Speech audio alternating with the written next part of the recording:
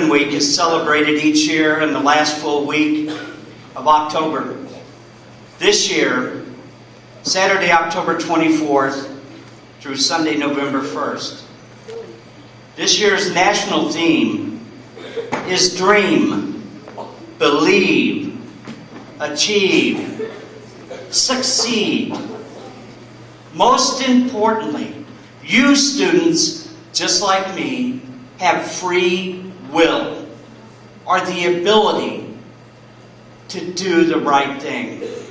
One of the main topics, the main reasons why the police department are involved in this, and we appreciate the coalition asking us to participate, is to try to educate you on things that you may not have seen yet that may be put in front of you at some point in your future, and that you know at that point what the right answer is going to be when you have a choice to make. I've seen many, many people die in my career as a police officer. Over half of those people that have died is because of drugs and the violence associated with drugs. If there's anything that I could convince you of, it would be this, that drugs and gangs will do nothing to enhance your life. It will only ruin it. And I'm so happy that on the first chance that we had to nominate kids in your school here for doing the right thing, that one of your very own students, there was 200 nominations last month to the Do the Right Thing program in Illinois and Missouri.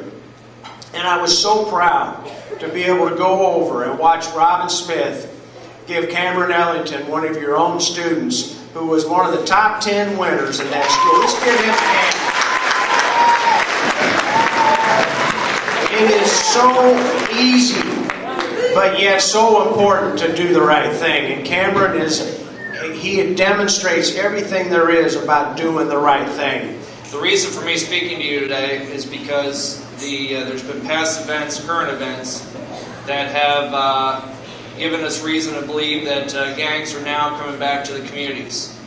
Back in the mid-90s, gangs were a huge problem for the city of Alton, for the Alton Police Department, and for the communities at large. There was a lot of gang violence and drug activities going on. Over the past 2 years, we've received information and we've documented several incidents that are now gang-related. So I hope all of you can make the best choice possible when that situation comes up. Hopefully it never will, but you'll know where we come from, and you're always welcome to talk to us at any point. Detective Krister or I, we're always welcome any information you may have. If we can stop somebody from becoming a gang member, yourself or somebody else, then we've done our job. And it's going to make the community a lot safer and a lot better for everyone. Thank you. How you interact with bullies is another serious issue. Very interesting fact. Bullies tend to be very self-confident, and many possess high self-esteem. Would someone get that, please?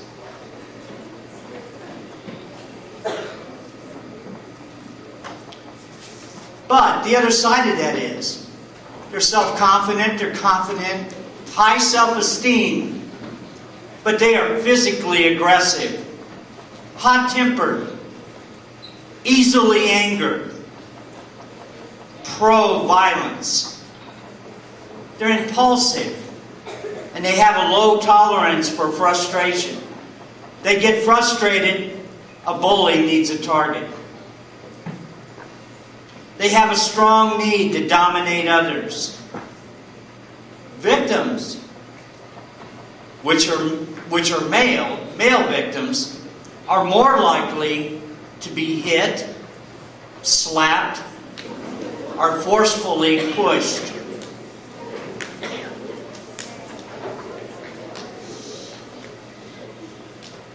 Females or girls are targets of rumors, are sexual comments. Girls mostly target other girls with gossip, lies, rejection, and/or exclusion. All victims or potential victims should do at least one of the following.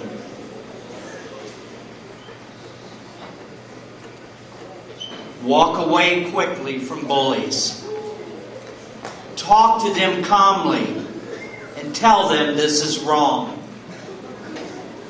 Talk to an adult you can trust, like a counselor, a parent, a social worker, a teacher,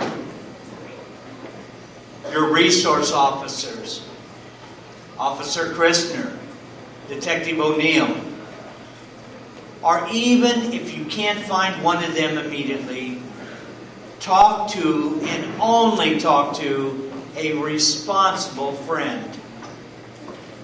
Someone you can lean on. Please listen.